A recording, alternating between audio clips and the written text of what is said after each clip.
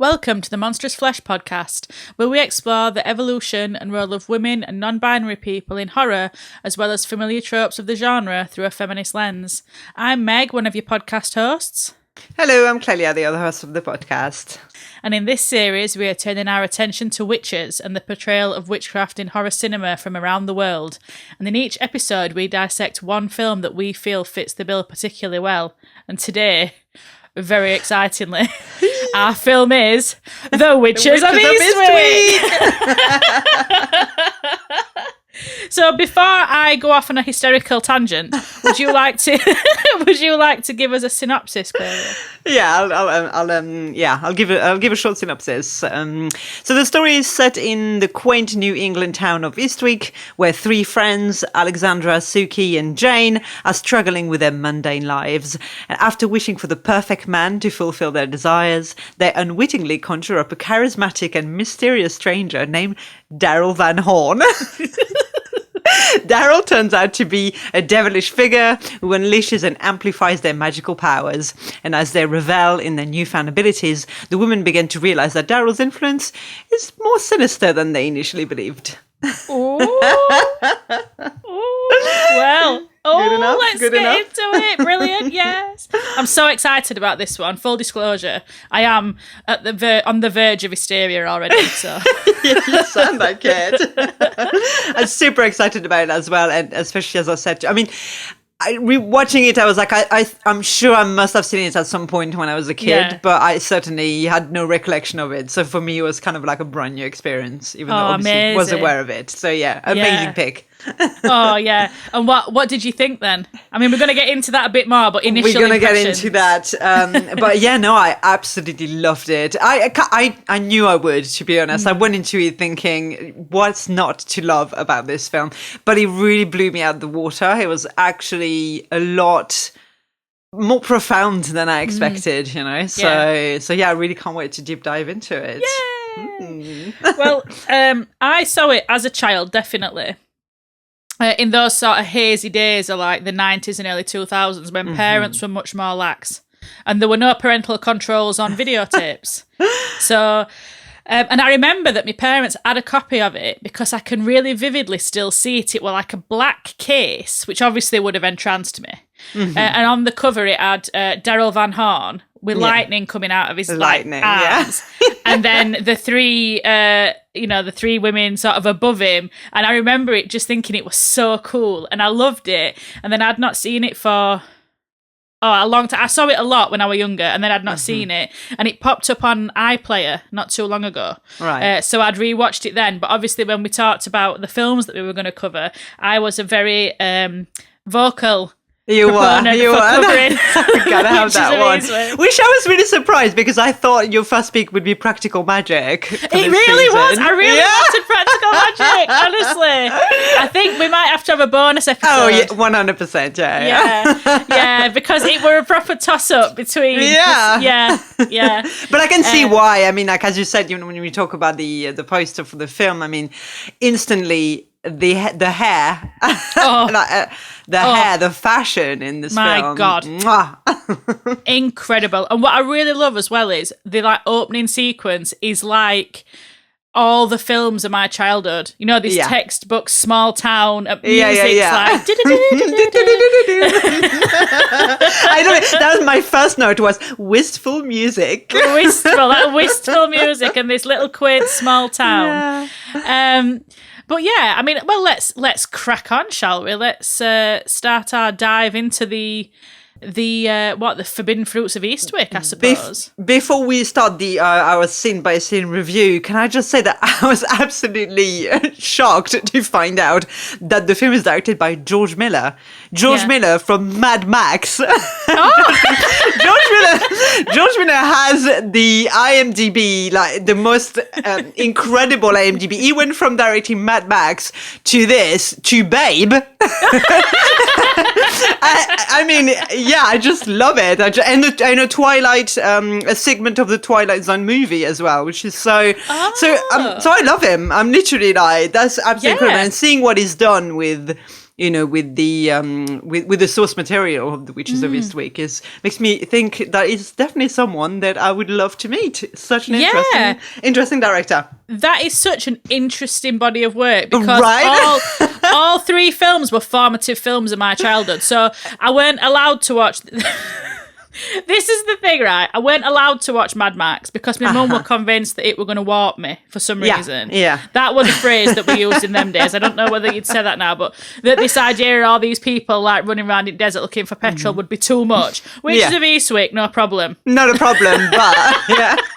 Mad Max, step too far. But Babe, I loved Babe as well. Oh, that'll do, pig. That'll do, pig. That'll do. So yeah, wow. You know what? I feel inclined to watch like all three and see what commonalities occur. What an incredible trilogy. What? That'd be a good film weekend, wouldn't it? Friday night, Saturday, I think we should Sunday. Should we put a weekend, like a film weekend on and like screen the three and like, and I bet we will be able like to pull some thread and like make it so that Babe also is a horror story, because it kind of is. A horror, yeah. Exactly. Babe's quite a gothic horror, I think. Yeah. You've the spectre of death looms. Yeah. So it's writing itself. New film season coming.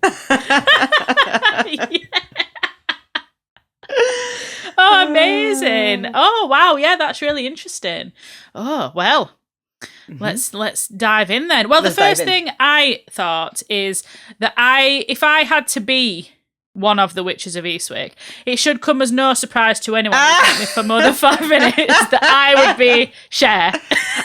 To be fair, as soon as the film opened and we get introduced to Cher / Alexandra, I was like, "This is I know that this was going to be a pick."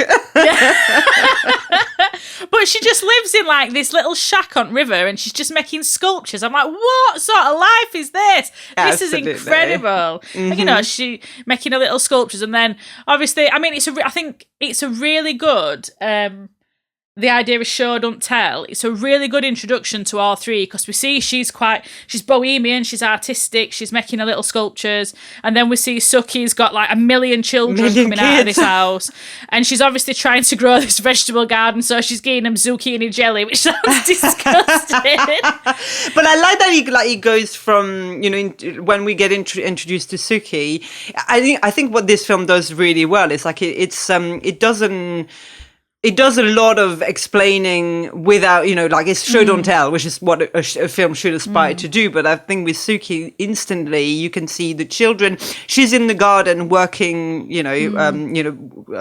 planting vegetables and tending to, to nature. So instantly that she's, it's almost like she's a very fertile person and personality, at all aspects. So absolutely, yeah. And then we see Jane, who's very buttoned up, she's got a very sensible plait, big glasses, and she's conducting a terrible children's choir and then getting felt up in the workplace. I know, horrible. I wrote Jane is 1990s ugly, as in she has a tight hairdo and some glasses, and I was like, you know that the reveal is going to be that her glasses get removed at some point.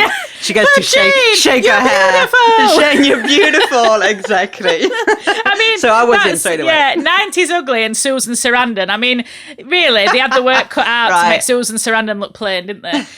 But she doesn't even look plain. Like you said, she just looks so we get this idea that, like you say, Alex is very free, she's very creative, and Suki's very nature, very natural, she's very like a caregiver. And then we see Jane is very She just feels buttoned up, doesn't she? Straight away, exactly. She feels repressed. Tight.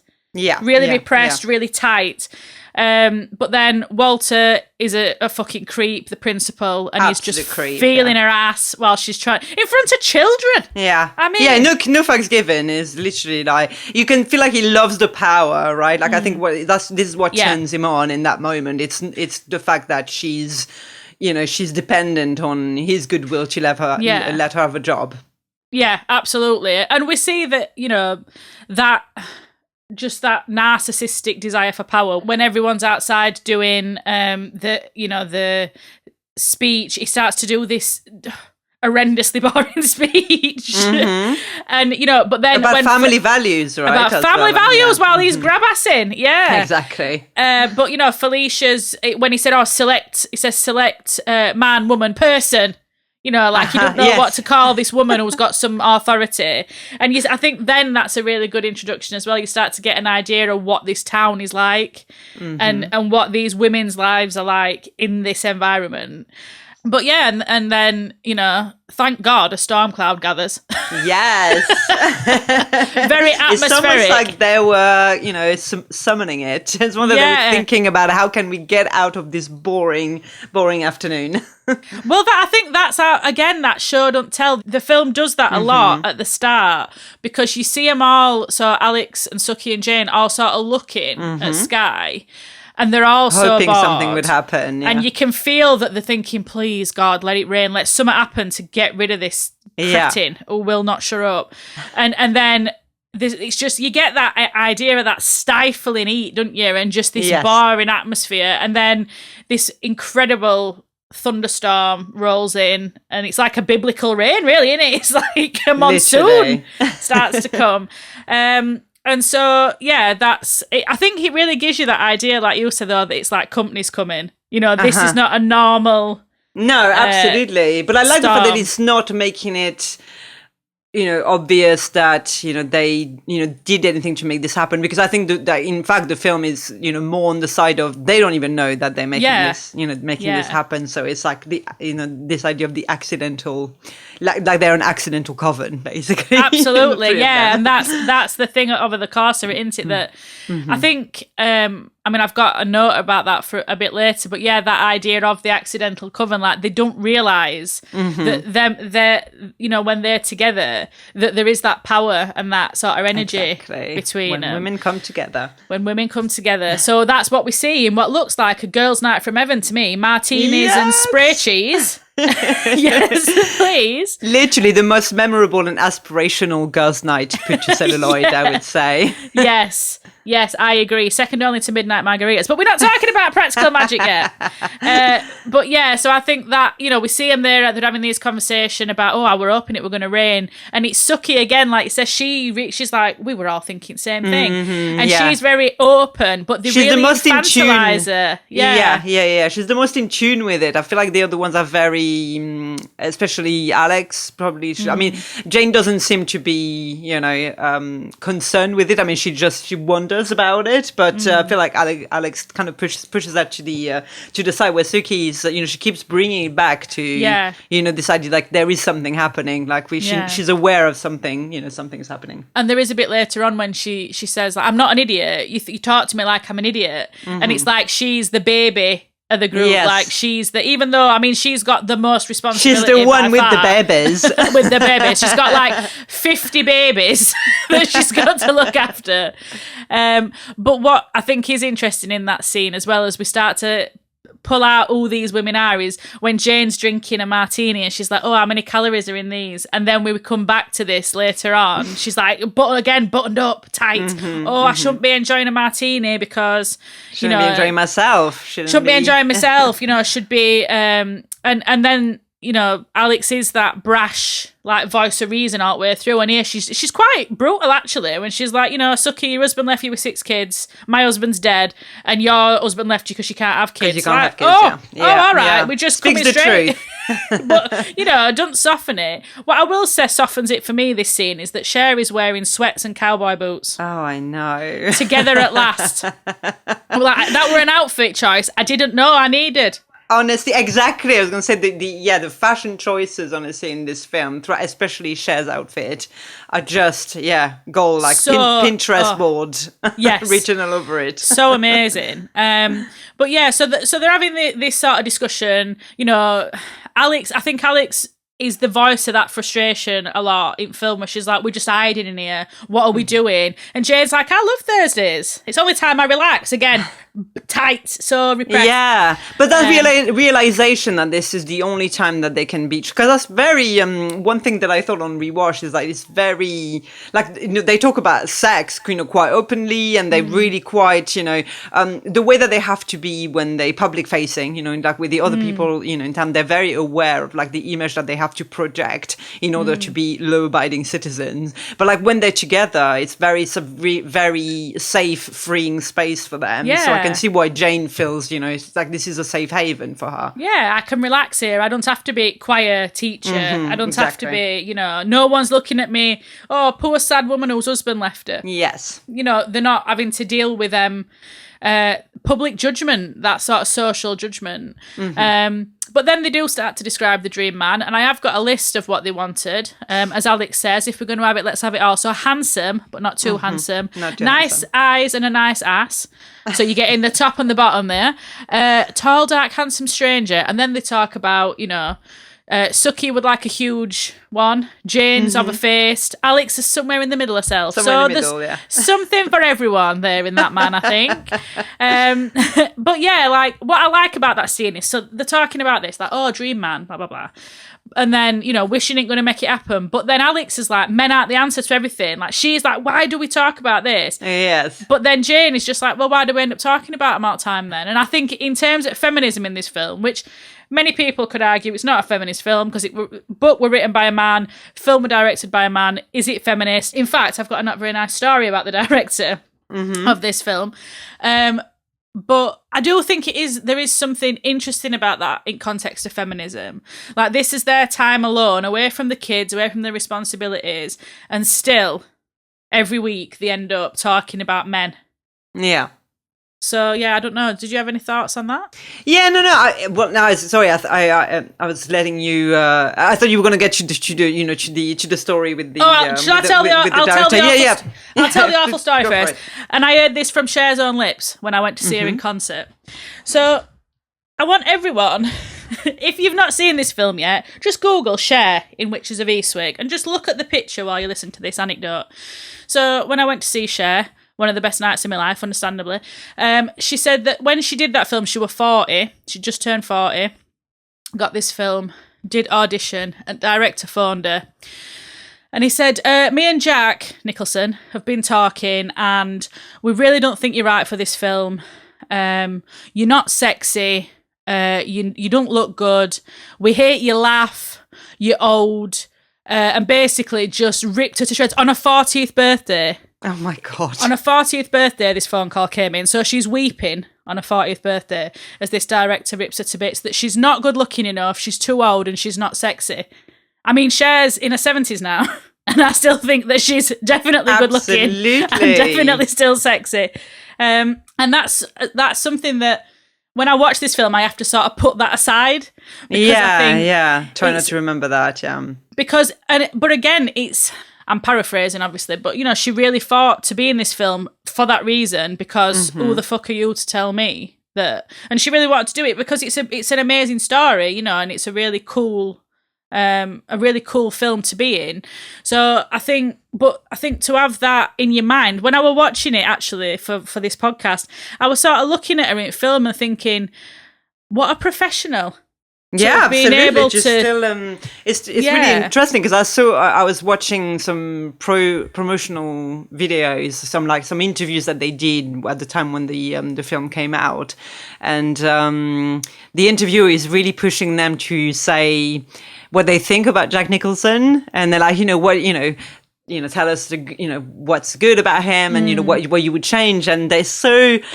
I mean, and obviously it's part of that business, but like they're also like, oh, he's wonderful, like he's so great, and wouldn't change. He's been so kind to us, and so knowing that, it makes you like, it kind of breaks your heart a little bit to know that. I do wonder if that's so. Before Cher was considered for the part, Angelica Houston was in the running to play Alexandra, and obviously Angelica Houston was dating Jack Nicholson at the time. So I do wonder if that's like a little bit to this, because apparently Angelica Houston absolutely bombed the audition, like really did like such a terrible job. She knew she wasn't going to get it, and then the role was actually offered to Susan Sarandon, and then Cher auditioned for the part, and was really insisting that she wanted to play Alex, resulting in Susan Sarandon not being made aware of until she turned up on set on the first day is when she found out she wasn't playing the part of Alex. So I mean, I feel like the production, it's obviously not anyone's fault in terms of the actors, but you kind of feel like there's a lot of issues that could have been resolved at the production got their shit together before that. Yeah, and I suppose the thing is, at least the way that Cher tells that anecdote is that he said me and Jack. Jack Nicholson might never have said that. He might have just been thinking, oh, if I bring him in, then it looks like there's more than one person. But Jack Nicholson might have said it because he wanted his girlfriend to play it. And that's the thing. I mean, I don't think anybody could say that Cher in this film is not attractive. Oh my God, absolutely. Or anytime, ever. Anytime, ever. But the idea as well that were all that mattered, because this film is not, all right, they're all absolutely stunningly beautiful, all of them. But this is not a film about how attractive are these women. It's about the power of these women. But again, like you think, oh, well, I wonder if director had a bit of a problem with Cher. Because Cher, much like Alex, is known for being, I'm not taking shit. And I'm... No, absolutely. And I mean, but I wonder if it's a case, I mean, like, with productions like this, I mean, the director is brought in, and, if maybe he had a real desire to direct this film, and, the production company, there's so much politics, so maybe he felt like the decision, even though he had cast Susan Sarandon at that point, the fact that, Cher then came in and wanted to play that role, maybe it was just a dispute of, willpower, basically being kind of like, no, I'm the director, I should get last say on who's playing who, rather than being kind of like, doing what's right for the story. But, it worked out great in the end, because I think, the right actresses are playing the right part. And I think they're all fabulous. And I read some like quite damning review of Cher's acting in this film. And I was like, I think she's great. I mean, she's on par with everyone else. So, I really struggle to see what is the what is the issue? Is it because she's a pop star and people, tend to have a problem with, with pop stars acting? It's like, you can't have it all, right? Yeah. And I think as well, the problem, particularly with Cher, is that because she's had such a varied career, and because she's so multi-talented, so she's a singer, she can dance, she can act, she does all these things. She's a threatening person. And because she don't take shit, she's a threatening person to men in that sort of environment where they're used to having all power. And, I think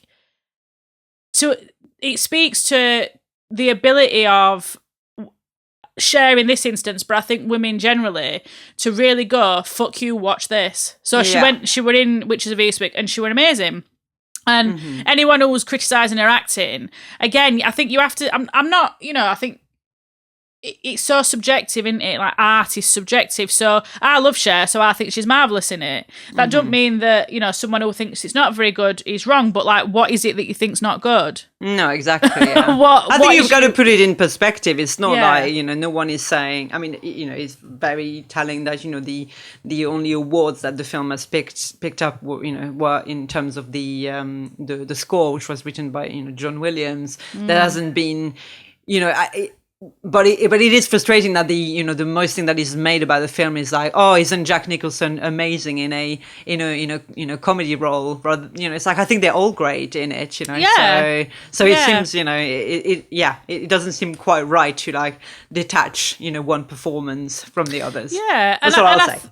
And I think as well, it's probably one of them things where it's billed as like a comedy sort of fantasy or comedy horror, which I suppose it is, but that removes the depth of some of the themes that they're talking about in it. Yeah. And it's like a lot of films, when they come out, people go, oh, this is a load of shit. But then over time, it becomes a cult classic. You know, there's loads of films like that where people on release, it bombed or, you know, it didn't do very well in terms of awards, but then it's like a treasure now. Exactly. Yeah. And people can, you know, you revisit now, you know, over 30 years after its initial release, and then we can read a lot more into it. I'm sure that at the time it felt like, you know, really harmless, you know, just a fun, frothy little comedy. Exactly. And then actually you start going, feminism. Yeah. Or maybe it talks more about like the, you know, the quality of films now that we, that we look back at in 1987. Yeah, you know, horror comedy. I don't know. I bought it. Yeah. Oh, go on. No. I was going to say there's, you know, it could be you know, a slew of explanation for it. I mean, I bought it on Blu-ray, and watching it on Blu-ray, where they've obviously like remastered it and everything, it looks, because it's the costume design, but the like that small like New England town as well, and the setting of it, it's so interesting to watch.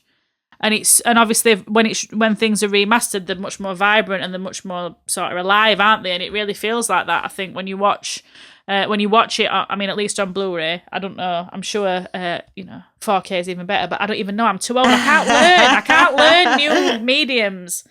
But yeah, so they've described the tall, handsome stranger that they hope to meet. And then conjuring Jack Nicholson. Yeah, which 5 foot tall Jack Nicholson. Yeah. 5 foot tall aging Jack Nicholson. But yeah, we'll come to talk about this a bit later. But I can and can't see it. So it's a weird thing. I think it's that thing, ain't it, about charisma. If you're charismatic, you know, and I think he is very charismatic. Mm-hmm. You can get away with a lot.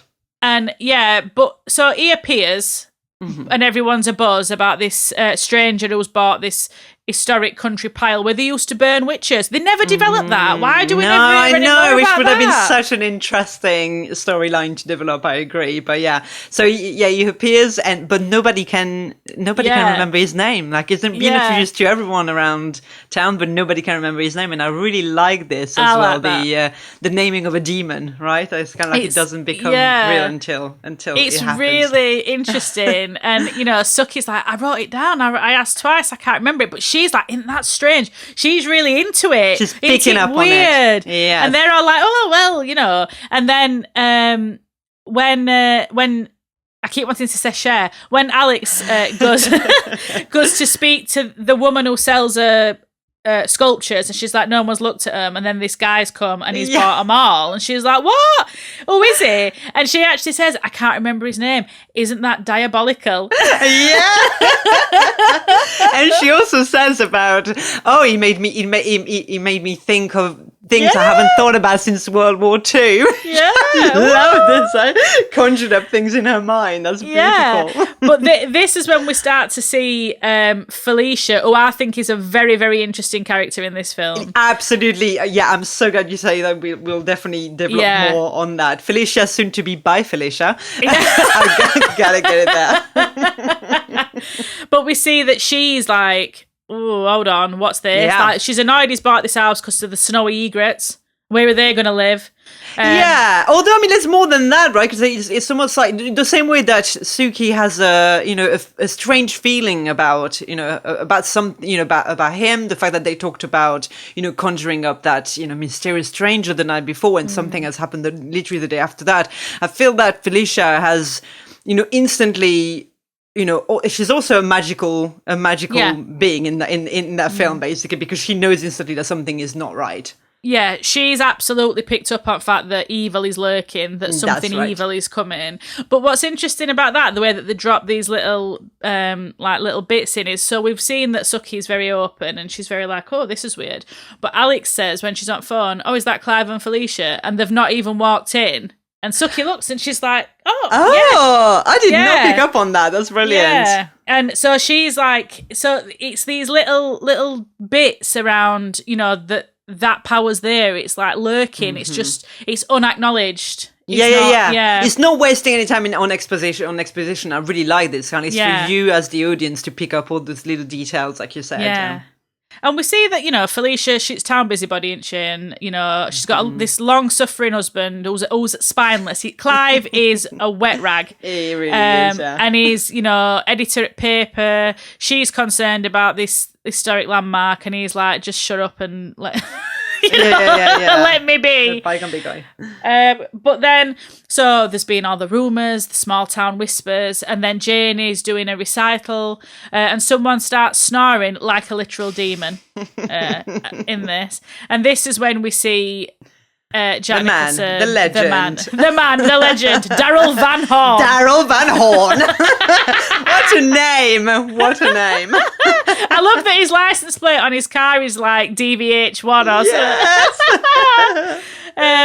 So he's there making a show of himself. He's rude, he's attention seeking. Everyone's like, that's outrageous. And then he makes a big spectacle. Bravis! He's coming he looks down. Absolutely demented. Absolutely insane. His hair's mad. He looks unhinged. But he sends her flowers, and like Alex said, he bought my figurines. He wants you to interview him to Suki, and now he's making Google eyes at Jane. Who is this guy? And then Suki says, Daryl Van Horn. And as she does, a necklace breaks, and poor Felicia comes a terrible cropper on the stairs. She skitters about, and it's quite graphic, actually. It is quite graphic. I watched it just now. I was kind of like, oh my God, that leg. It just looks so horrible. And this is where, the comedy element comes in, because she goes, oh, Clive, honey, I think I broke my leg. It's backwards. It's backwards. I know. Your foot is the wrong way, madam. It's so undignified as well. She falls and her skirt's all up, and everybody's looking at her, and it's such a humiliating thing to happen. And that is when... because she's made fun of him, what sort of name is Daryl Van Horn? And then she has this accident, and that's when we start to see this, I think, very evil, insidious creep on Felicia. Absolutely. It's the fracture straight away. It's like it's almost like this is what makes me think that she's definitely maybe a witch herself, because she's removed straight away with no chance of getting to the other three women in order to protect them from what is, from what could happen. It's literally, she's painted as the antagonist in the film, for most of the film, when actually, we never get to to find out what could have happened if she'd been allowed to stay in the course in the race. Because she just at the start, she is very much like, we need to warn these women, we need to get them away from him, and then then it spirals into, they're in league with the devil. Basically, they're the whores that. Well, we'll get to that anyway. We'll get to the infamous. But then, so Alex decides she's had enough, as Alex would, and decides to go and confront him, looking fantastic once again. Oh, I know. Those abs. That's what I wrote. Her abs. God damn. God damn. Not sexy, though. Not sexy, Cher. My God, are you insane? Do you not have eyes to see, sir? Definitely. She could have literally broke his bones on those abs. He was scared. Snapped his leg like Felicia's. But so she goes to see him, and he appears again looking unhinged. He's dressed. He's all the way through this film. He's dressed. It's really, I love it. But he's constantly dressed like an insane person, and I think that's probably meant to show that he has got no understanding of how to exist in human society. Exactly. That he is hiding in this body, but I had literally no understanding of how to behave or how to present himself. It's just he's just let the talking do the rest. Yeah, that's it. And he looks like it's like a weird country gentleman, aristocracy, sort of like old-fashioned, like 19th century sort of weird vibe to him, isn't it? It's very odd. Exactly. A lot of bow ties, a lot of smoking jackets, which I love a smoking jacket. And silk robes. It's very UF now, like, oh. Oh, yeah, very, very much so. And little ponytail. That little ponytail. Oh, my God, Jen. But he talks about, this is when we start to see that perhaps he's got more than just a passing interest in Alex, because he starts to talk about these potent little figurines, how they're imbued with this magic, and a theme that comes not only from Daryl but it's a recurring one is like, let yourself go, just let go. A lot of them, and then women start to say it to each other as we get nearer to end, like, let it go, let it go. Yes, and this idea of release, just let it all go. You've been repressed for too long, let it go, let make yourself it bigger. be It's like, stop making yourself small, and and then they go and have this incredible lunch under this pink tent. That'd get me straight away. I'd be like, a big pink tent. Yeah, marquees, pink. Get me in. I love it.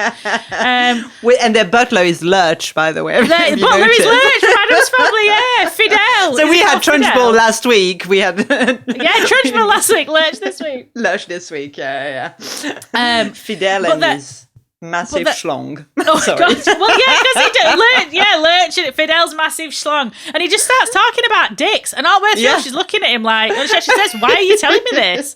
Why are you talking to me about your dick?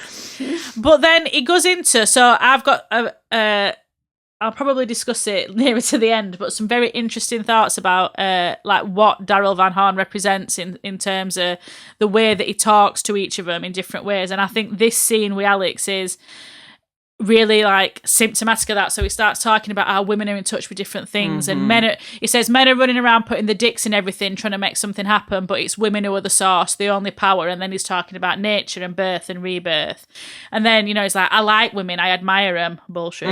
It's faux feminism. And he's just telling her what he thinks she wants to hear, but she sees straight through it. I may as well just make my point now and get it out of the way, because I thought it when I watched it before, and then I watched it again for this. Daryl Van Horn, even though this was made in like 1987, is the epitome of liberal feminist men.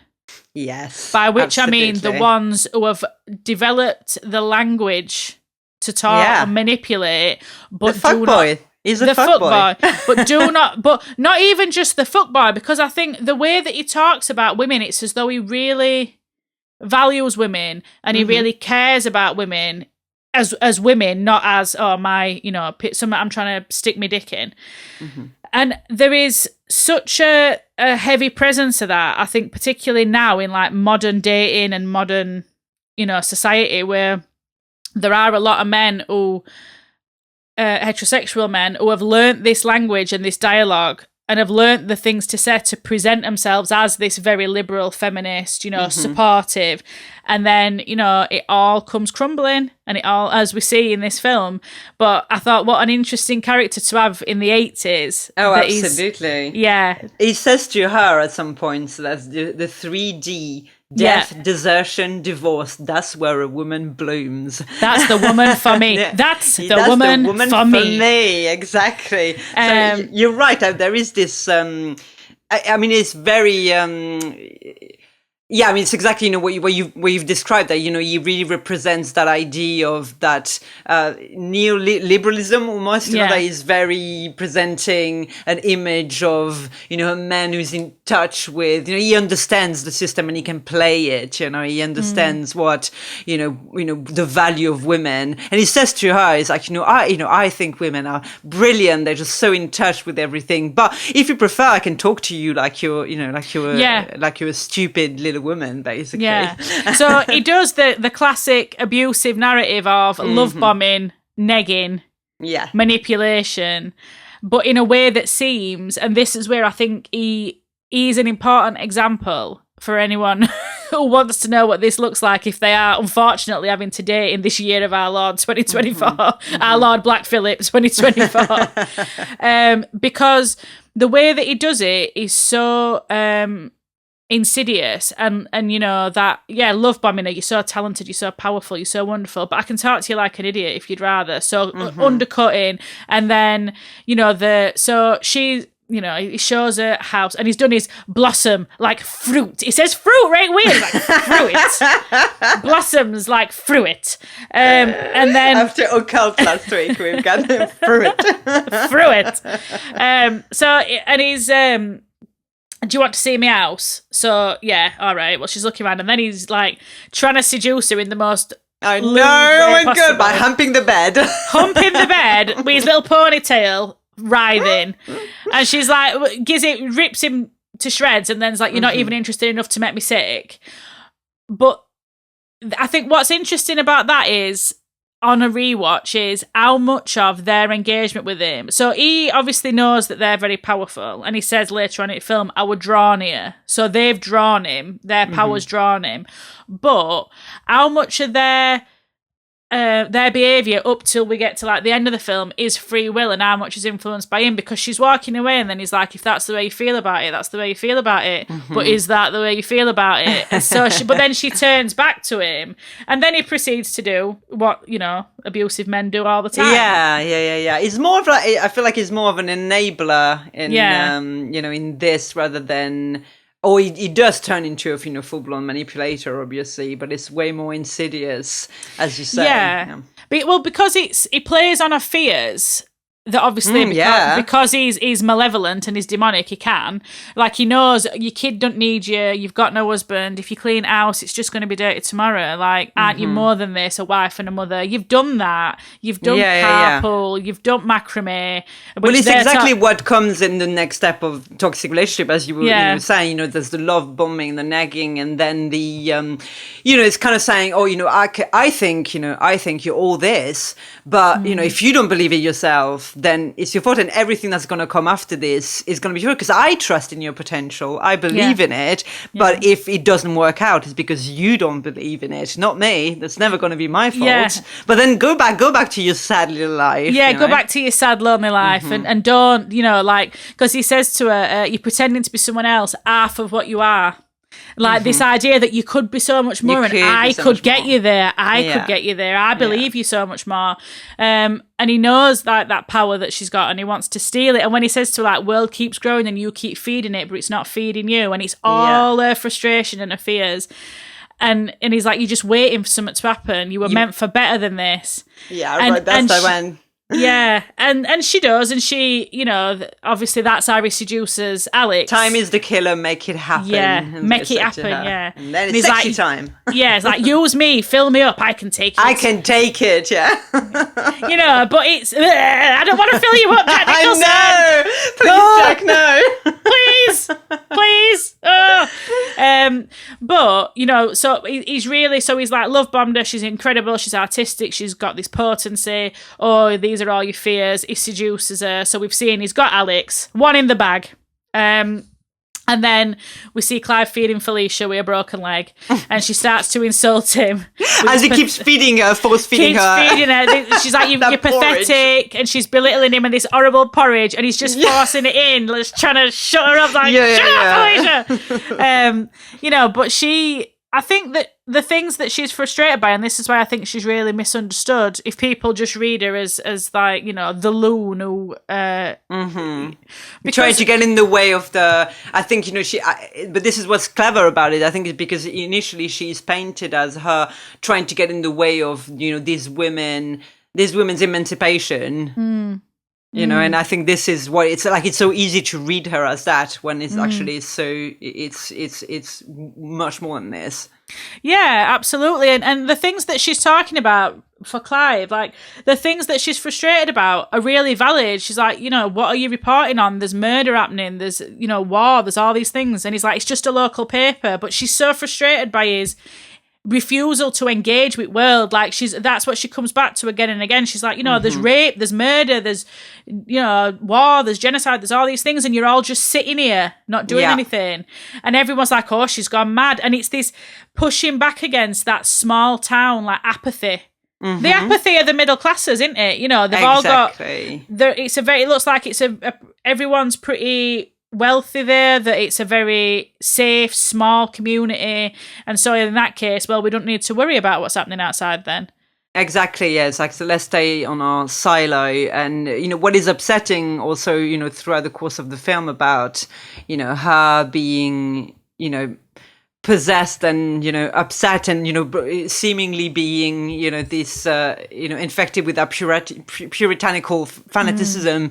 But it's actually, you know, it's her husband's behavior that is upsetting, the way that he's, you know, frantically trying to rein her in, you know, that the same way that, in Suspiria, we've seen, the idea of, women, talking about, what they are afraid of and, being, pushed back, like, this is, you're hysterical. You're not making any sense, women telling the truth and not being believed, basically. Yeah. And it's the opposite. So Clive and Daryl are in opposition because Clive is trying to shut Felicia up. He's trying to keep her small. He's trying to say, conform, just conform. Yes. Yeah, get whereas back in the Daryl's like, yeah, get back in your box. Whereas Daryl's like, smash that fucking box to bits. Like, let go. But also, but for his own gain. That's what's so manipulative because, on the onset, it's like, Daryl is there to free them, but he's not. That's where the faux feminism comes in. Him being like being there to liberate them seemingly, but actually it's like as long as they respect the rules of his game, then that's fine.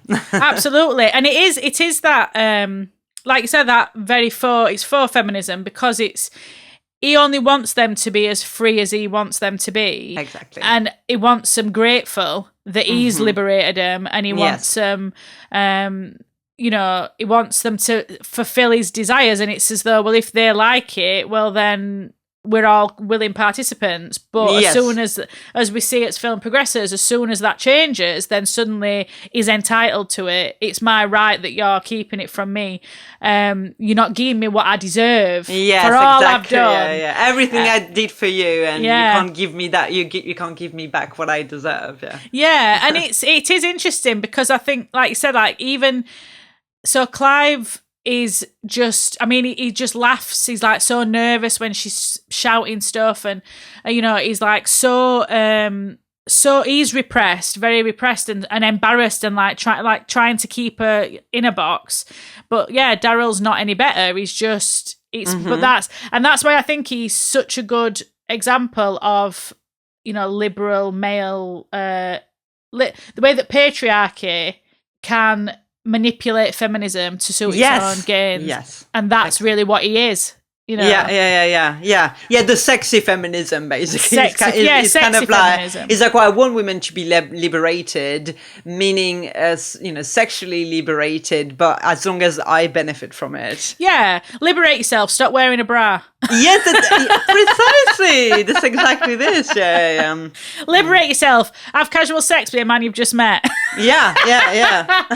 You're repressed. You're repressed if you don't want to have sex with me, a perfect stranger. Exactly. But yeah, so then we see that then he goes after Jane, who is practicing, just hiding front world behind a cello. It is a cello, isn't it? Yeah, no, it is a cello. Yeah. I don't know names. I don't know instruments. What do I know? Nothing. You're doing really well, I think, with with names of characters on this one. So I've written them all in my notes. I'm like, right, keep writing them. Obviously, as well, it's like made its way into like my reptilian brain because I've seen it so many times that it's just. But we see again that frustration in Jane. She can't get this song right. She can't do it because she's so stiff. She can't do it. So Daryl arrives with his. I would say, it's a violin, but I did think, is it like a fiddle, like The Devil Went Down to Georgia and he plays a fiddle, that sort of thing. But she's a nervous wreck around him, and she's so nervy, and then she tells him about burning witches, or they used to burn witches. Yeah, the history of the house. It's like, oh, rubbish, dismissive, oh, poppycock. But yeah, I think Jane is the most willing participant in all of this. Absolutely. Like, Jane, we're waiting for him. Exactly, because she needs that release. She needs someone to give her. She needs to be authorized. She needs to feel authorized to release herself. Not release herself, and that's not what I mean. But no, I know what you mean, though. Yeah. And obviously, she needs this authorization to come from a patriarchal figure. Yeah. So it does make sense that actually, even though her girlfriends are like, just be yourself. You can just be who you want to be. Your husband has left. Fuck him. Just live your best life. But she needs that that authority, that patriarchal figure to validate that for her. And I do find it interesting that when she brings up the history of the house, he goes into that mansplaining diatribe about the myth of the, not myth, but the theory of midwives, being turned into witches, by, and he says, men are such cocksuckers, aren't they? Yeah. You don't need to answer that. So it's like, it's really appealing as well to what she needs to hear, but she needs to still, even though she needs to hear that, she still needs to hear it from a man, and from a man who's like, I'm gonna make you feel good about it. Yeah. And that's the thing, like, so with Alex, he plays on this, like, you being at home and everything, and with Jane, he's like, just another example of male-dominated professional society exploiting women, which is what she's going through in this school with Walter the creep, and he plays on all their anger and the rage and all ways that they're just being maligned in society, and he just picks at it, and and like he says, it's all for fear of losing their hard on, and he's not wrong, but he's disingenuous. He don't care exactly. That's what's so frustrating. Is right, but like he's using it to his own, for his own gain, which is so frustrating. And that's it. And then so she says, "I'm prissy." And he says, "You've got precision. Precision's the foundation of passion. Yeah. Most men can't do what you can do." Then he goes, "It's your bowing that's shit. So gives me one hand, takes me other." That's that abusive dynamic, innit? You've got passion, you've precision, but you're bowing shit. Like, look, you've got everything within you, but I have the answer, but obviously I don't want to. It's up to you. It's up to you. But if you want my advice, and if you want my advice, like, I can help you. But it's up to you. Like, come to me. Yeah, and come to me willingly. Exactly. Yeah. Step into this cell by of your own accord, basically. Yeah, and it's then he's like, let it go again, let go. That's what he says to all of them. Just let go, let it all go. Fill me up, I can take it. Fill me up. I'm like, please stop saying that, Jack Nicholson. Stop saying that, Jack Nicholson. I don't want to fill you up. Leave it alone. But yeah, it's like, what are you holding back for? Everything, like you say, her friends have said to her, but because he's saying it, she listens, and then obviously she's playing, and then cello's smoking, and it's on fire, and then they're going at it on a piano. And she just needs no persuading. She's there. She's ready. Absolutely. The glasses are off. The hair is shaken. The hair is big. You're beautiful. It's like, but Jane, you're slutty now. Holding the boombox over his head. So he's only got Suki to go. So we see that Alex is making this enormous statue now, which is marvellous. But they go in, and Alex is so excited for Jane and Suki to meet him, because she don't realise. And this is where we really start to see how he plays on that. He's trying to initially build that jealousy and that resentment to try and break them apart, even though he wants them all together. But it's like he's got to sow this division, because they're too powerful if they're united. That's exactly it. Yeah. He needs a little bit of division. If they're all vying to be his favourite, then they're not working together, and he can control that power, which again just replicates so much of society's dynamics, and our society encourages women. All women listening, never fight over a man. There's 100 million men in this world. Exactly. You can find another one, but that's what society encourages, isn't it? Absolutely. I mean, to be fair, that's how every woman is raised to be pitted against each other. It's you get to a certain age, in your early teen years, where the priority when you walk into a room is you scan the room to find out who is the immediate threat. Yeah. Right. So it's like, let's stop doing that. Join the Monstrous Flesh Collective. Exactly. But yeah, so Jane looks totally different. She's got this incredible, like, spotty swimsuit on, her hair's all wild, straight away, very rude to Alex. Very rude. You look like a plumber. Yeah. Straight away, like, instead of welcoming her friend, it's like, what are you doing here? Are you here to fix the plumbing? And then she sees him and she's like, darling. And then king and negging that he is, comes straight through them to suck it. Oh, suck it. Oh, you're so wonderful. Oh, and they're left like, what the fuck? So, then we see in this tennis match that this friction really builds, and this is when they start to become aware of their power. Of their own power. With the tennis ball floating. I love the divide throughout this. Suki seems... it's almost like she's sussed him out, but she wants, she's happy to let it happen, but she's, when he approaches her, you get the feeling that she's almost like, oh, okay, this is what this is, like this is, this is happening. But she's not, I don't think she doesn't need any convincing in the sense that Jane doesn't, needs like his willing participant, but Suki's a bit more like, oh, okay, like, yeah, this is happening. Let's let it play out and see where it goes. Yeah, and that is, and then he makes it rain again, which I think is really interesting, this recurring theme of this, like, really intense rain. And then they're all just floating around in this pool drinking cocktails, which, I mean, I would, happily partake in this. Absolutely. An indoor pool, that's my dream. Indoor pool, just floating about. And this is when he goes after Suki. So, and he plays on a fertility, really. Yes. Like, he really seems to be desires this, that she's really open, like you said. She's already got his number, but she don't care, because, and she actually says that, like, I'm really open, everything's peculiar, she's like, I don't mind, women are different because women are natural and nature's peculiar, so I don't mind when strange things happen. And she's she's so open in a different way to Jane, and in a much different way to Alex. She's not got a fear about that letting go. She's just, she's a really interesting character, I think, Suki, her approach to everything that happens. But yeah, then and again, like, when I was watching it this time, I was like, his views on women are so reductionist, because obviously all these, I'll not spoil the ending until we get to the ending, but like, talking to Suki very much about, I'd love if I'd love to be a woman, what you can do with your bodies, you can have babies. It's like, well, I can do a lot of other things with my body. Yes, exactly. That's not all my body does, but like this idea that, you can make babies and you can feed babies, and he's really playing on this role as a mother, and what a powerful thing it is to have made babies, and But I wonder if he's playing that line to be, because they can feel a bit disenfranchised of the fact that they are mothers, but they are also shunned because they are mothers without husbands, single basically. mothers, exactly. And then he's like, I can be anybody you want me to be, which we've seen. Like, he changes his approach. He's still love bombing everybody, but he tailors it very much to their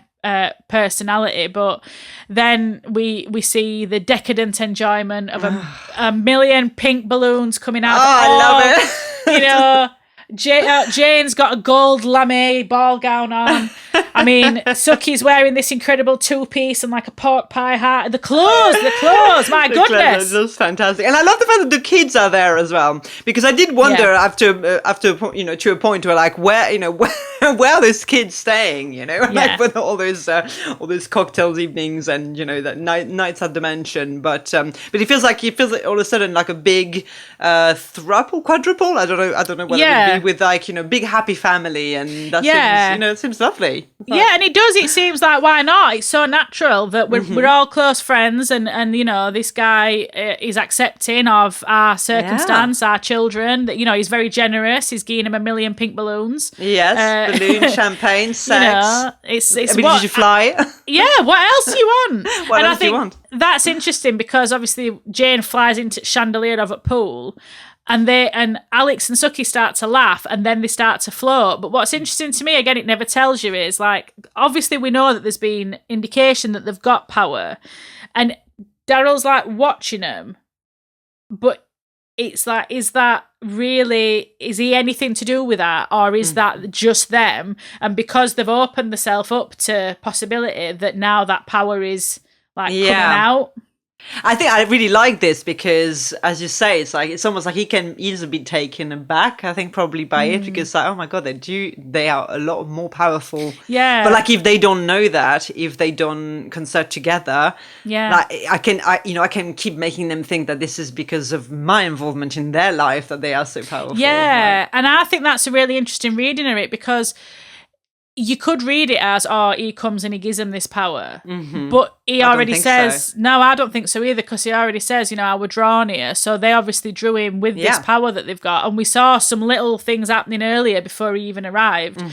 So it is as though he wants them to think that it's to do with him. Yeah. But actually it's nothing to do with him. And that's that real theme of, like, unknown power, that they don't know what they've got. And which is like an amazing statement, I think, for a film from 1987. But to be able to look at it, in 2024 and look back at me, kind of like it does really speak to the idea of, women don't know how powerful they are. Yeah. And that's a very common theme across the board. And even, now, like you take it outside of genre cinema, is, the same IRL. Women do not know how powerful they are. Yeah, especially when they get together. Absolutely. I mean, I saw Mariska Hargitay talking about the Harvey Weinstein conviction that were overturned because too many women testified. But she was saying that, and I thought it was really powerful, and she was saying that this shows what happens when women are together and when women's voices are heard, and Me Too movement is a sign of that, that when women are together, that powerful things happen. And so this is a very small example of these three women, in this small, little town. Yeah. But where that extrapolates to the wider world is really exciting, I think. It is really exciting. And that's what I find brilliant about this reading of the film, because it doesn't have to be them. It could be any other women. Like, if you read it that way, it's like it's not necessarily the magic in the film is, it's such a great allegory that it's like it's not even about the magic. It's really about the strength and the power that comes from from those relationship, from those friendship. So yeah, absolutely. And we see then that they're all sort of wrapped up in these robes, eating fruit. Fruit, like fruit. And he's videotaping them, and they're talking about the fears. So, Jane fears like disintegration and death, and Alex fears snakes, and then Suki fears pain. So they've had this conversation about what that means. And then that's such a creepy moment, don't you think? Yeah, I just find it the like fact that you videotaping him. Yeah, exactly. Which has a lot, carries a lot of subtext, the idea of like men filming women, but the fact that he's filming them at their most vulnerable when they're talking about their worst fears, their hidden fears, basically, it feels so. Yeah, it feels like it's a violation of and it's like he's like forced this. So they had a very intimate relationship because they were friends and they were very close, and so that'd be a natural conversation for friends to have. Yes. But he's like the malicious observer. Really, he's watching and he's filming it and he's like taking it in to use against him. This and then. We see poor Felicia at this point on crutches, raving in church, absolute fit in church, fit in church, screaming about whores and vice and perversion, dildos and anal intercourse. That's what I got. Dildos, anal intercourse.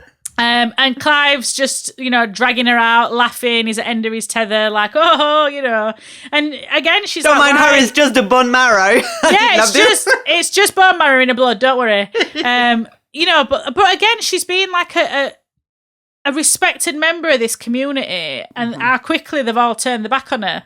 That no one listens. They all think she's just unhinged. She's just, she's a real example of conformity will not save you. Yes, that's exactly it. It's kind of really interesting because the same way that, the three women are being, looked down on because of their loose morals, she is also being rejected by the community because, all of a sudden she's like, oh, she's not...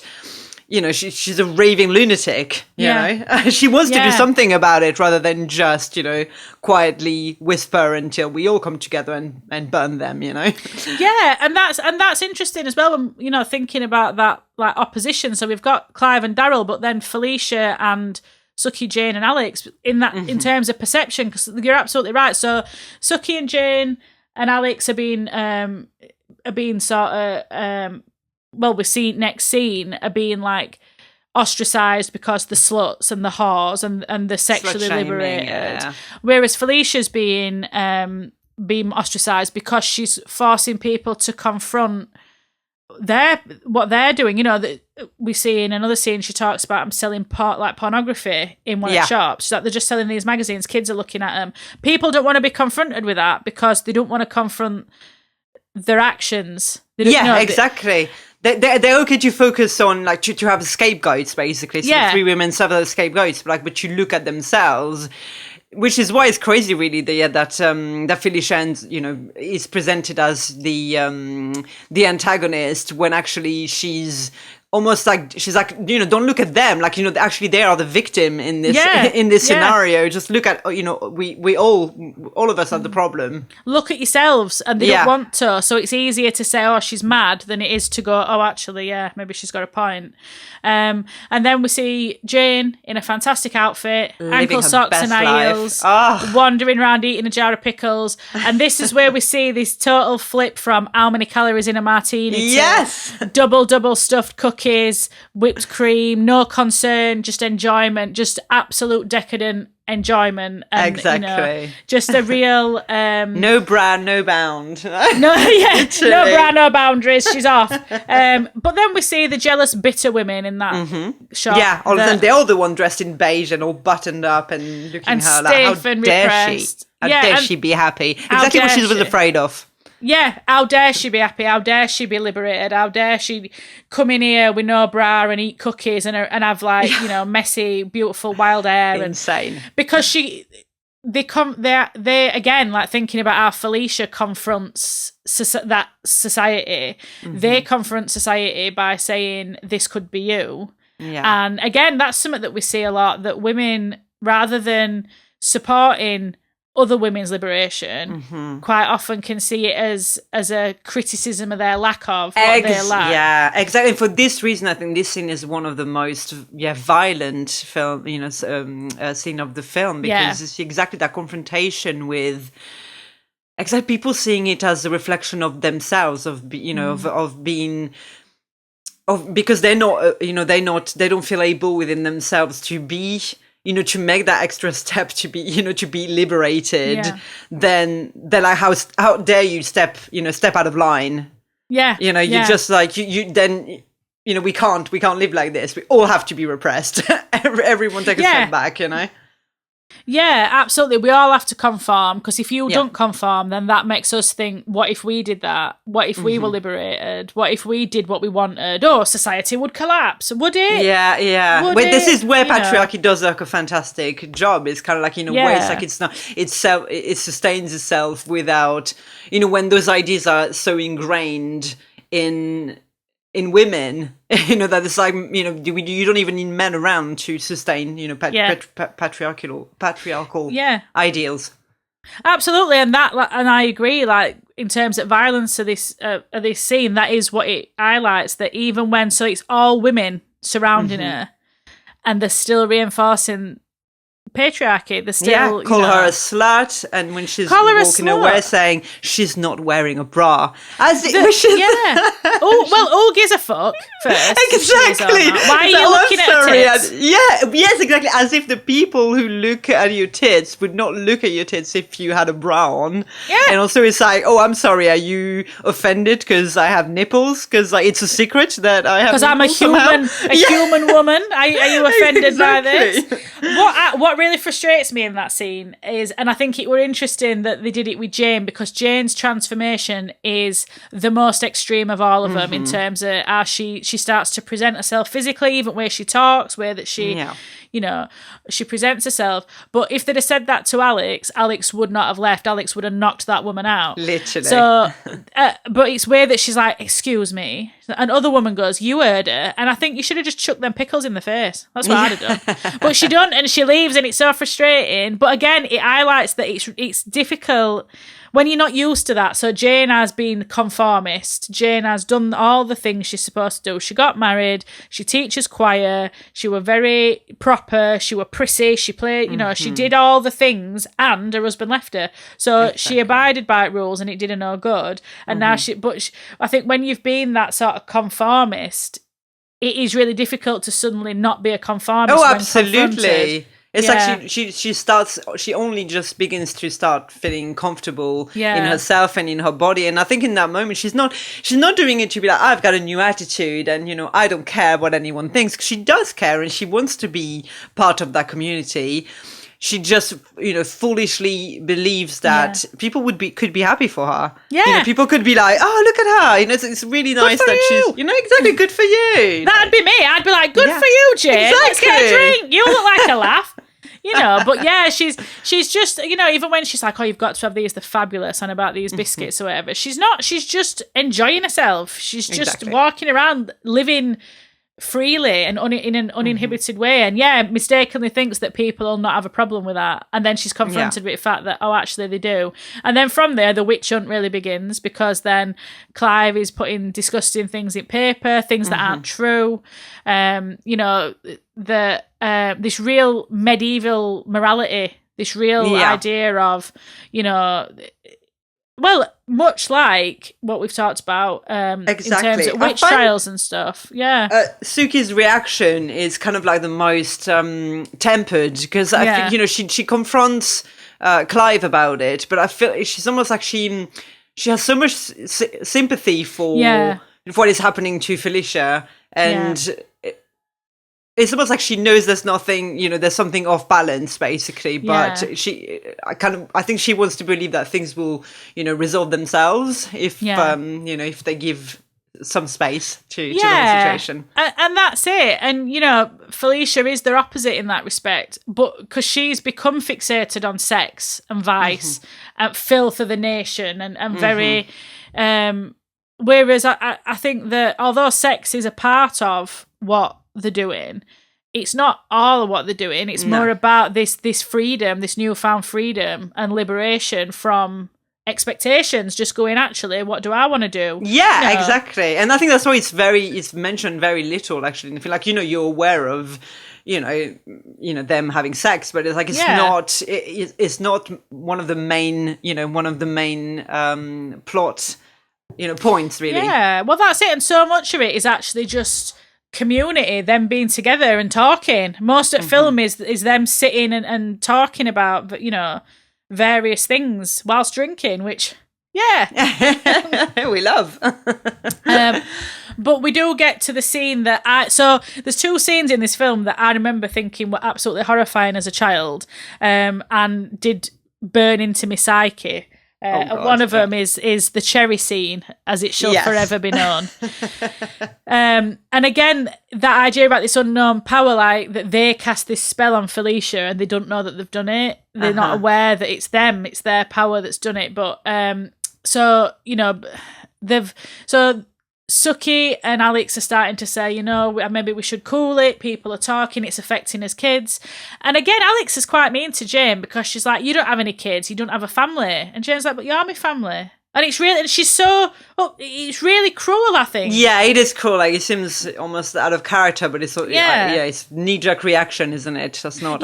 Because it's fact that the kids are getting picked on at school, and Suki's lost her job, and people are talking about him behind the back, and it's like, is it worth it? To Jane, it is, because Jane is lonely and Jane ain't got kids. It's what she's saying is not wrong. Their priority are their kids being happy, whereas Jane's priority is keeping this relationship going that she's finding so much fulfillment in. And obviously Daryl don't want to let him go, and he's like, oh, just ignore it, have another cherry. And then we get the incredible scene. So Felicia's possession, because she is possessed, really, I don't think there's any other way to it just reaches this boiling point, and she's like she's so grotesque. She's really, she's like pulling her skirt up and like rubbing herself, and she's like, he's trying to get inside me, and she keeps saying it, he's like trying to get in me all the time. It's like this really repressed sexuality. And Clive's drunk, just drunk in his chair, and she starts to vomit just cherry pits and stems and bile. That really put me off, the whole thing with the stems and everything. It's all there. I remember seeing that as a kid and thinking that was so scary, because it is scary. It is. Yeah, because she's so out of control of herself. She can't stop it. And there's some, and he's like, what did you eat? Which again is the comedy. Clive's really the comedy. Yeah. Completely unaware, like, of anything that's happening. But she's contorting herself, and it's very demonic. Like, she's making these very strange noises. And Clive snaps and, says, let's call it a day. Let's call it a night, Ellen. Yeah. And he bludgeons her to death with a poker. And I think everyone seems to feel really sorry for Clive that he's beat his wife to death. For vomiting. I know Cherry, that's you know, that is literally the most like nonsensical reaction really to this. Yeah, I mean he's had basically it's like he's snapped. It's kind of like I can't take her to the hospital anymore. The bone marrow is never getting out of her system. The bone marrow is never leaving. It's true. and so he kills her, and again it's that restoring of patriarchal order, though, isn't it? It's restoring. I'm the one who's going to make this go away. I'm going to make you go away. Absolutely, because all you're doing is causing problems, and I don't want to deal with you anymore. Don't send her to a doctor. Don't even commit her. Don't even try and get rid of her that way. Just decides this woman. No, she's done. She's no longer good. Yeah, she's no good. She's dumb. It's really interesting that they chose this storyline in the film. Like I was reading that in the novel. What happens is that Daryl ends up marrying a to make the women jealous. He marries a younger woman, and out of jealousy, the three women give her cancer.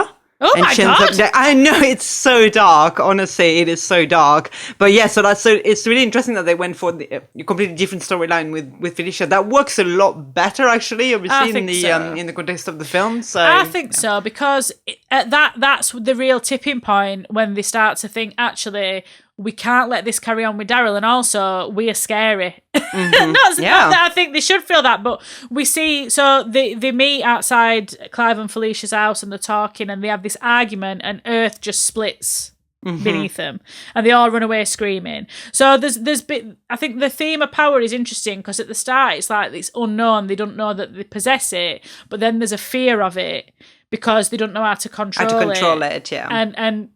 And that they're making things happen, but they don't know how they're doing it. So they're like, "Oh God, did we do it? Did we do it?" Yeah. Or is he heavily associated to Daryl? It's like, is he the one making it happen every time we want something happening? Because I find the cherry pit sin is really interesting because even though they're the one, sees their power, but it's because he's egging them on. It's, it could be very easy for them to think, oh shit, like it's him. Like he's the one, we were upset with this woman and he made her go away for us. Yeah. So they don't really know. They just know that, and I think it's Suki who says it. She's like, when we're together and when we ask for things, they happen. Mm-hmm. And one, I think Jane says, oh, I wish she'd just go away. And then he's like, have another cherry. That's and then right.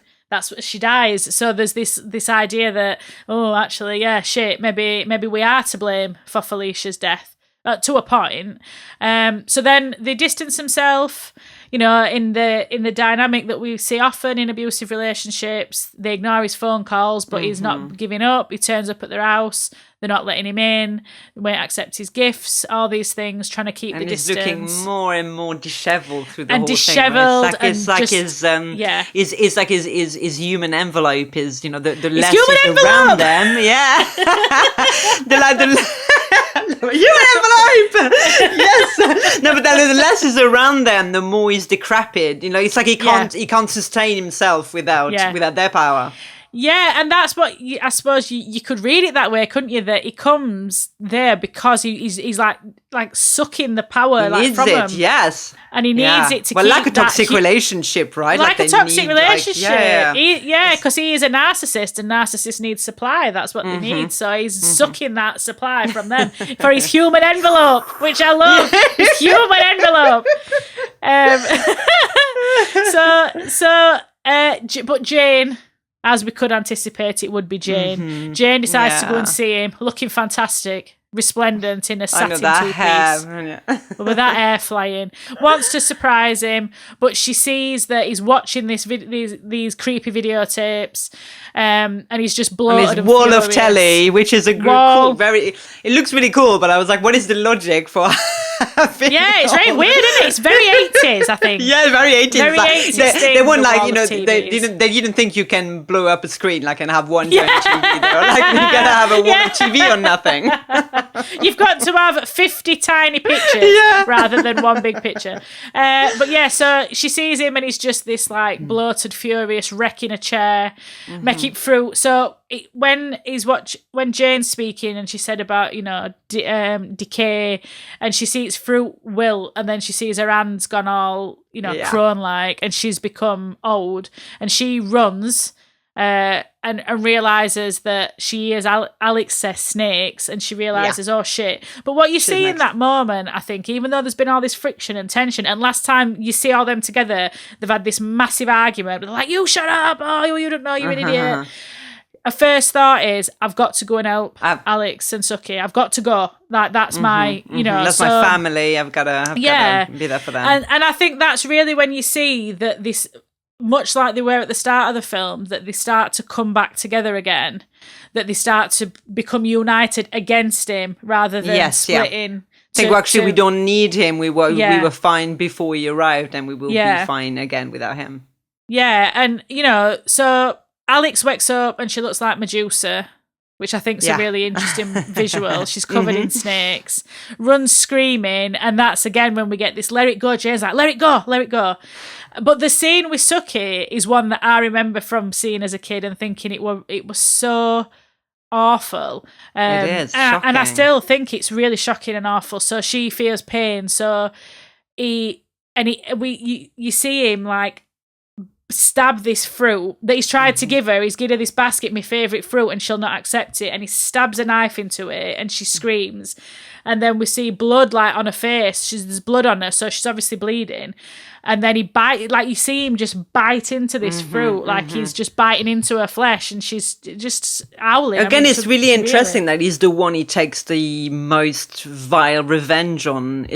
Because I think she's the one with the more natural ability. She's probably the most powerful one. Yeah. So therefore And she's the one who instigated them, taking a step back actually and being kind of like, we need to call it off with Daryl. So like he exacts this absolutely terrible revenge on her and just doesn't let go.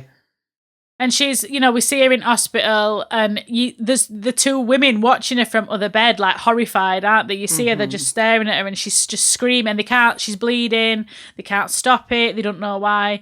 And it's really awful to see, then she sends Alex, obviously, the avenging angel. Alex, go and stop him, make him stop. If anyone's going to stop you, it's Cher. It's going to be her. It's going to be, not Alex, Cher. But and this is it, like, so they're united against him, and this is where we see that total full circle of this liberal, male feminism as an extension of patriarchy, because he's giving them all this guff about women are powerful, women are potent, women are blah blah blah, and then she goes to see him, and he's ironing his shirts that he says no one can do very well, and they're covered in burn marks. Like, you're not doing it very well. It's covered in burn marks. And I think with this scene, that it's really important, and it's good advice, I think, is to see how men treat women who they aren't attracted to and who aren't meeting the needs. Because now that these women have rejected him and they're not meeting his needs anymore, he's a totally different person. Absolutely. Yeah. And he's hurting Suki, and he knows, and he lies, and he's like, oh, that's awful, I'd stop it if I could, but I don't know. And she's like, you can stop it. And he just goes into this. He's like Rumpelstiltskin. He's like stomping around. He's like, I made some notes of this rant because I thought it was very interesting. So we had a deal. We had a deal. And he's like, you deserted me. We had a deal and you pissed me off. So that's all right then. So Suki's bleeding today. And that's enough. And that's enough for me to destroy you because you're not fulfilling my needs anymore. Yeah, and he's like, I give you everything, and you weren't grateful. And he's like, I want someone to iron my shirts and pay attention to me and take care of me and give me respect. And he's just stomping like a child. He's like, I want a little tenderness. I want love. I want you to love me. Exactly. After saying, women deserve to be strong. You can have everything you want, but then it's like, no, actually, what I want you to want is to want to fulfill all my desires and to. What I want you to want is to serve me. Yes. But I want you to want to do that. I don't want to make you do that. And I just think it is such a damning indication of that fake liberal feminist, male agenda. Yeah. Which is like, women are most powerful beings on planet, but I don't know how to work a washing machine.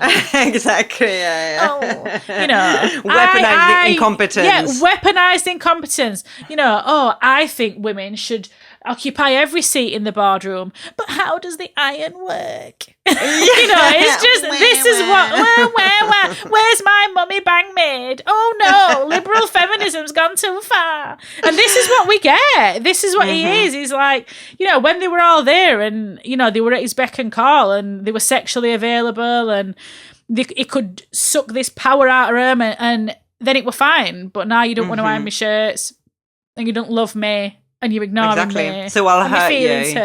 My feelings hurt you so bad, exactly. And that's the thing. My feelings are hurt, so I'm going to physically hurt you. That's what he's decided to do. And he does say, like, you can't win. And I was like, that's a challenge, pal. Yes. and so he has massively underestimated him. And I think that's so interesting because he was drawn there because they were so powerful. But he underestimates what they could do with that power. Absolutely. Exactly. I think he was drawn there because they were powerful, but was sure that they didn't know, because they didn't know how powerful they were. And for most of it, they exactly thanked him for unleashing that power. Yeah. But I had no idea, he did not expect that they could grab it for themselves and actually use it for themselves. Yeah. And that's it, because he didn't give him the power, he just gave him freedom to unleash it, but as though once it's unleashed that you could put it back. And I did note that Admed were, but if they're that powerful in love, how powerful are they in hate? Because never underestimate a woman who's pissed off. I think that's the thing, and I think that again replicates wider social dynamics around how women are underestimated, an idea that women are endless wells of nurturing forgiveness, and yes, they're not. No, exactly. Like, we have memories. We just know, when things have gone too far, and once you've, that's it. And so Alex does what many women have done. She smiles in his face while she sharpens knife to put in his back, and she says to him, like, "What are we going to do with you? What are we going to do with you?" And he's like, what are you going to do with little baby doll? He loves it. Exactly, yeah. Oh, I'm such a renegade. You love it, though. You do love it. Oh, I'm so naughty. What are you going to do with me? And in her head, she's like, what are we going to do with you? Exactly. Let me think about this for a minute. What are we going to do? But I think after that point, what's really interesting is, because you said earlier, like, sex is never explicitly mentioned. Well, it is. Sorry, that's rubbish. It is mentioned, but it's not. It's never clear if they're all having sex with him together or if they're all having sex with him independently. But what we see when they come back is he comes in after he's looked at himself in like 3 mirrors to make sure his little ponytail's perfect. Yeah. It's got like all these mirrors. Symmetrical. And he comes in and they're all like writhing about in lingerie on bed. And we don't really know then, but we assume from this point, I think that's interesting because considering how long they've been friends and there's not really any indication that they've ever done that sort of thing before, they do seem to have gone quite willingly into this group sex malarkey. But good for them, I say. They know whatever is by any means necessary, right? They just know they have a plan at this point. Well, and that's what I wondered, whether that was first time they'd done that or whether they'd been doing that all along. I thought that would be like, Either way, it works. He's Cheshire Cat because he's like, well, here we go. And then I think you see this sort of final element of this power, like theme of power, which is claiming that power. So they know now they've got power to get rid of him. And that when they're together, they have got this real ability to, to fuck him up, which is what we like to see. Yep. So they send him out for bagels and ice cream, which is the most mental shopping list I've ever heard. I know. Yeah. We just want bagels and ice cream. That's all we nothing want. else. No filling for the. We'll have a bagel ice cream sandwich. Yeah, just get them. Just 2 things. And so they send him off in what is actually a pretty incredible outfit. He's wearing like a pink blazer and a pink overcoat. And I'm like, yeah, I like this. This is good. But we see the classic tropes of witchcraft then. So they're getting his hair off his comb and they're getting this pot boiling and they're burning his clothes. And Alex uses her sculpting skills to make a wax replica of him, which, you know, Jane is at points to say don't look like him. I'm like, it's only candle wax, Jane. Exactly. you know, you're on clock that'll work. Yeah, you really aren't clock. Like, you've got to get this done. But we see how attached she still is. She's like, oh, I don't want to hurt him. Oh, are we going to hurt him? It's like, just put Suki in hospital. You don't want to hurt him. But I think that's such a brilliant scene, like this witch, these three witches, and they've got this, you know, over this doll, and they've got all the needles, and they're ready to start just fucking him up. I don't really know how else to put it. No, I was just because I listened. I read an article, about this and about the occurrences, you know, that in the film, the stuff that they make happen, and actually they are based on historical accounts. Because you were talking about the wax figure, and it made me think about it. So obviously we know that at the very start of the film they they are summoning a storm, and actually that's based on the most well-known case of witches summoning a storm, which was during the North Berwick witch trials of 1590 in Scotland. Where they were accused of summoning a storm to sink the ship of King James. Which and we talked about in the witch episode. That's right, exactly. Yeah. So yeah, jolted in my mind. But also that in one of those witches, Agnes Sampson, in her confession, she describes making an image out of wax, and so that's why we see the three of them doing this with the wax figure. So I thought that was really interesting. That's cool. Yeah, exactly. And something that could be seen as something quite cliche when it comes to witches, and all of them doing some sort of voodoo spell, but actually that's rooted in the historical account. So yeah, I thought that's quite cool. That is really cool, yeah. So they recreate the spell that they cast to get him and then start to stab him with pins, at which point he's like screaming in ice cream shop and, he gets blown into church looking ruffled and then he's puking cherry pits. He's like, it's a cheap trick. Anyone can do it. Look, I do that. And he finds interesting that he gets blown into church and then has this diatribe about, women, women, finally showing his true visage. Yeah. The human envelope has been ripped. Exactly. Stepping out of the human envelope. Yeah, but that's what it is, because that is the final phase of this, like, persona that is created, the final phase of it. So he's love bombed and he's gotten where he wants him, and then they've left him, and so he's physically and mentally and emotionally abused them to try and get him back. And now that they're turning that on him, he's just, all women are bitches. Women are bitches and whores. And the God's cruel mistake. All this stuff after we get it all. Oh, women are so powerful. Women are so wonderful. So they're a mistake. They were sent here to punish us. Yeah, and he's, they're like tidal waves, and I'm like, yeah, force of nature, dick. But then he says, when we make mistakes, they call it evil. When God makes mistakes, they call it nature. And it's interesting because that idea of nature is really present all the way through. Calling back to this nature element. But yeah, just a typical misogynist breakdown at face of women's power, I would say. Screaming and raving. And so he makes his way back to the mansion. As best as he can, because this car journey, thank God there was no another car on the road. Leaves poor Fidel in middle of town. He don't know how and he's I love getting the on. fact that when they hear him, poor Fidel, yes. I love the fact that when they hear him, they hear the car coming, they running through the house and then, getting books, thinking, it's, he'll never know, just in case it didn't work, like he won't know that's happened. Yeah, but even so, that's interesting, isn't it? Because they're like, in case it's not worked, they're still not sure if they can do it without him. They're still not sure whether he's the source or whether it's them. But when he comes in, battered and raving, and they realise straight away, and his full sort of demonic presence is really coming out. He's got like a demon hand, God. and he looks awful. Yes, literally looking like an absolute monster. I mean, it's something out of The Exorcist, isn't it? I mean, between the cherry pits and his makeup at the end is very and it's so as he's chasing him, Jane falls, and then they're like, "Laugh, Jane, laugh!" So she does, and then they float. So again, it's like, oh, it weren't him at all. It were us. All it's along. us the whole time. It's us. We're the magical ones. You're beautiful, Jane. You're beautiful, Jane. Float, Jane. But the doll is cracked and splits into 3 pieces, which I think is interesting. 1 piece each. Like they all have to be a part of it to get rid of him. And then I thought it were also interesting that it sets on fire, which obviously, if it's where they used to kill witches, and so they throw the wax into the fire. And he sort of, in quite a bizarre ending, he sort of disappears and then turns up outside kitchen window looking absolutely enormous. Looking like a little, exactly. It's like, just massive. I'm not sure about, Absolutely huge. And then they throw it into fire and he melts into what I have discovered is called a homunculus.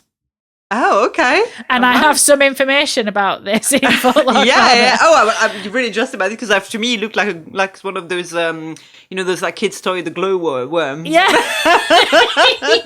Yeah.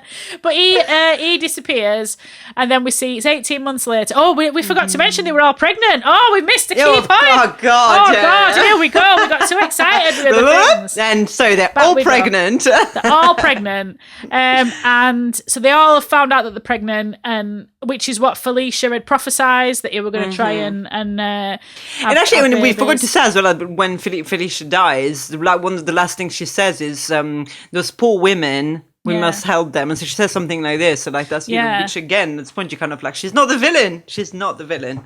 Anyway, 18 months later. 18 months later, they've all had babies, and they're living in mansion. So what I really like about it is that they're just living together. Fidel's there, excellent nanny and housekeeper and whatever else he does.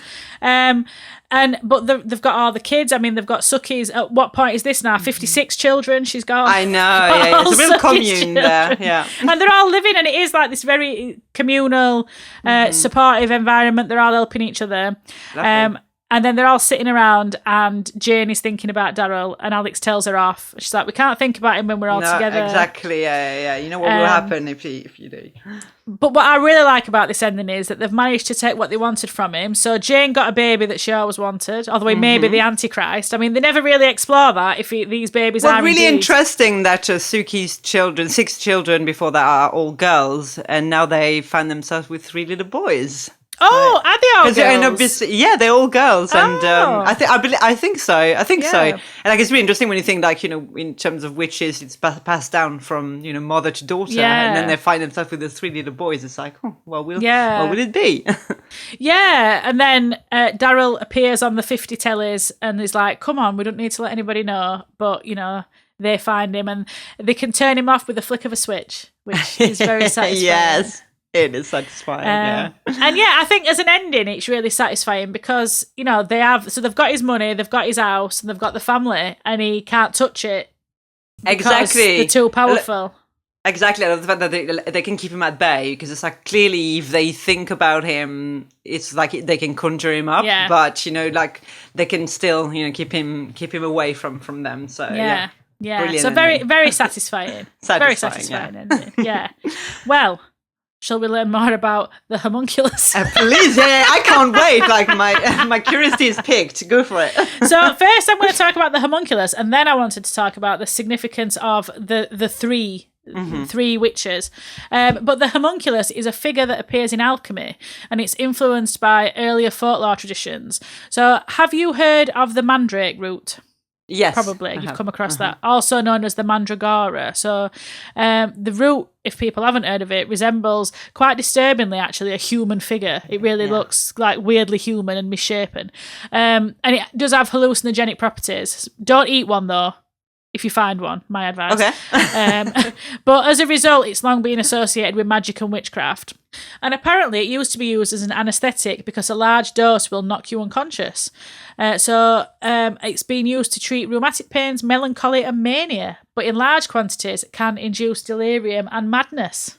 So it seems to be a fine balance between dealing with your mania Isn't it always? We live that balance every day. Exactly. It's been used in amulets to bring good fortune and bring love and to cure sterility, apparently. But, as ever, there is a price to pay. Mm-hmm. It's said that those who pull the root will go to hell. And it's also said that when the mandrake is pulled, it screams as you pull it from the ground, and the sound of its scream will kill you. So the way that people got around this, quite cruelly, in my opinion, is they would expose the root and then tie a rope around it and then make a dog pull it out so the dog would die instead. Horrible. Horrible. Yes. Horrible business. But alchemists' interest in this, I think, relates very well to much of what we've been talking about Daryl Van Horn, because their interest was partly rooted in the fact that the mandrake root was seen as the, and this is a direct quote, umbilical vestige of our terrestrial origin. So the idea that men were first born from the slime of the earth. And so the first men must have been a rough sketch, like the mandrake, the misshapen, horrible mandrake. And so the idea was that the first men were giant, malformed mandrake roots who somehow managed to drag themselves up out of the soil and were animated by the sun and dragged themselves up out of the ground. And from that grew what we see today. Well, yeah, I was going to say, some of them have not evolved from that. Yeah, there's still a lot of mandrake-looking motherfuckers. Knocking them out.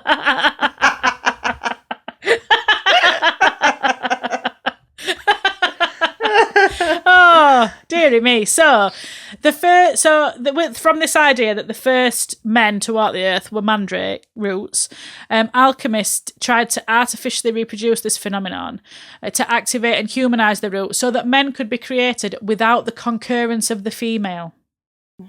So, I think that speaks to... I'm sure if Daryl could have self-reproduced like a worm, he would have done.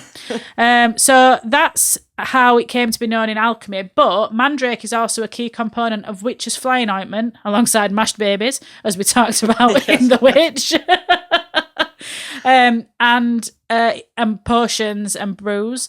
And in the late Middle Ages, some believed that witches used this ointment to fly to their meetings with the devil. But why bother when you've got a black fillet waiting for you in the yard? So, according to John Baptiste Pitois, in the history and practice of magic, if you wanted to make a mandragora, which is the living mandrake root, that is as powerful as a homunculus, then you need to find a root of the plant called bryony. This is a direct quote. I don't speak like this normally. Take it out of the ground on a Monday, the day of the moon, a little time after the vernal equinox. Cut off the ends of the root and bury it at night in some country churchyard in a dead man's grave. For 30 days, water it with cow's milk in which 3 bats have been drowned. When the 31st day arrives, take out the root in the middle of the night and dry it in an oven heated with branches of verbena, then wrap it up in a piece of a dead man's winding sheet and carry it with you everywhere. A lot of work, that. I was going to say, it's really hard work being a witch, actually. Yeah. Like, when the amount of people that they're accused of being witches, I'm kind of like, do you realise? Like, it's aspirational. It is aspirational, but I would love to have 30 days to water something. Same! Every Absolutely. day. I ain't got that time. Where am I finding 3 bats? That was my first thought. I have to say, at first I was kind of like, okay, yeah, doable. Mm-hmm, yeah, I can find a graveyard. Dead man's grave. Okay, cow's milk, fine. 3 bats, yeah. Mm. Also, as we learnt from Suspiria, you've got to fear, rabies. Yeah. So, drowning a bat in milk, I assume it's going to, fight back. Yeah, I would think so. Many problems. So, anyway, that's the homunculus bit dealt with. So, now I've got a little bit, about the significance of 3. So, we talked a little bit about some of the 3s before, like Macbeth's witches. And we also have mentioned before that 13 is the size of a coven. And we had some ideas about that, about the 12 disciples and stuff. But actually, I found another reason that I think is probably more true. Oh, okay. Which is that the 13 is the number of the Old Norse gods. And it was through Norse mythology that ideas of witchcraft first arrived in the UK. Oh. So, the idea that 13 witches are knocking about together could be Christianity, could be Old Norse gods, we just don't know. But it has endured the idea of 3 throughout history. So what I've got here, and I give full credit to Faith Jones, who wrote an article for Medium titled Macbeth's Three Witches, a reoccurring motif in legend and literature, who very helpfully provided a comprehensive timeline, which I will try to skim because it's quite a lengthy timeline. We're starting in 6000 BCE. So, oh, wow. just to give part two of this web.